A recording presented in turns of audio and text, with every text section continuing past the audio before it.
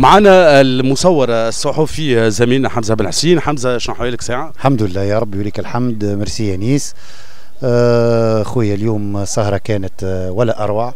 مرتضى الفتيتي كما عود جمهور متاعه بالتألق والامتياز، لكن اليوم بطل وبطل هذه الرحلة اللي هو الأمن التونسي، وبالتحديد منطقة كرتاج، وعلى رأسهم سيد مدير الإقليم سي وليد. اليوم الناس الكل حكيت على نجاح هذا المهرجان اللي هو مهرجان الكرم. كان في أيادي أخرى أو أمن آخر كان ما يسمحش الأكثر من 3000 أنهم يكونوا موجودين في ملعب في مهرجان أول مرة يكون موجود. مهرجان البحر الأبيض المتوسط أول مرة يكون موجود في ملعب، وهذه حاجة مش سهلة راهي. شكرا للأمن اللي وقف ليل ونهار، وهذا كان بالنسبة لهم هم تحدي. معناها اليوم راهو كوزارة الداخلية كان بالنسبة لهم تحدي أنه يكون مهرجان في الكرم في ملعب الباجي قايد السبسي. نعرفوا الناس الكل الكرم قد ما فيها معناها ما شاء الله من المثقفين، فيها من الناس اللي تشرف البلاد، كيف منطقه نقولوا نسميوها سخونه شويه.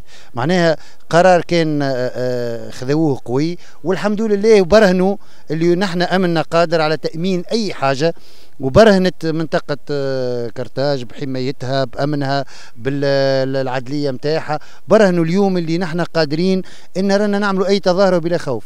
شكرا للأمن التونسي، شكرا لمنطقة كرتاج، شكرا المركز الكرم الغربي، شكرا للمركز الكرم الشرقي، شكرا للمنطقة، للإقليم، للحماية المدنية، المنظمين هذه المهرجان على رأسهم سيد الحبيب منصوري، بلدية الكرم، بلدية حلق الواد.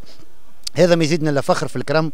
الكرم محتاجه. انا نحب ان نوجه رساله الى وزاره الثقافه. يا وزاره الثقافه نحب نقول لها راهو مش كان كرتاج ولا كان حمامات ولا كان المهرجانات وهذا الكل خدمناهم انيس مع بعضنا، راهو المناطق هذه محتاجه الى مهرجانات مثل هذه.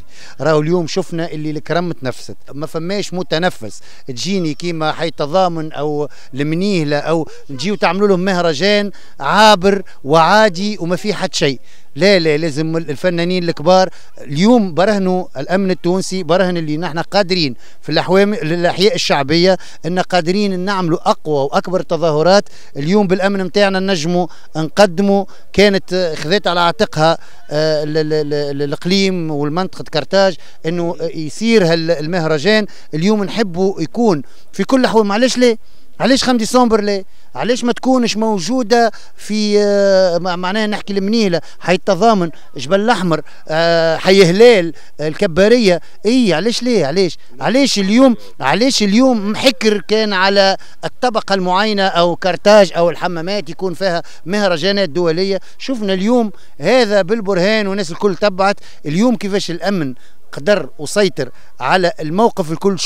شكرا من كل قلوبنا الى الامن التونسي على بالرسمي على انه اليوم قدر يامن ويخلينا في الكرم يكون مهرجان. خاطرني اولا واخرا انا ولد الكرم وابن هذه المنطقه، واليوم نفتخر اللي فما مهرجان يكون هكايا ان شاء الله. هو باش يرجع حق الواد، لكن اليوم نتمناو عندنا مثقفين، عندنا ناس، عندنا كذا يكونوا ينظموا المهرجانات كما هكايا. تنفست الكرم في المهرجان هذا، حياة تحركت، العجله دارت، الناس شاخت. الحمد لله شفنا اكثر من 3500 و4000 متساكن من الكرم وخارج الكرم وحلق الواد اليوم تنفسوا. شكرا مره اخرى للناس المنظمه، شكرا على هذا الدوره مهرجان البحر الابيض المتوسط، وشكرا لجريده 619 وزملائي.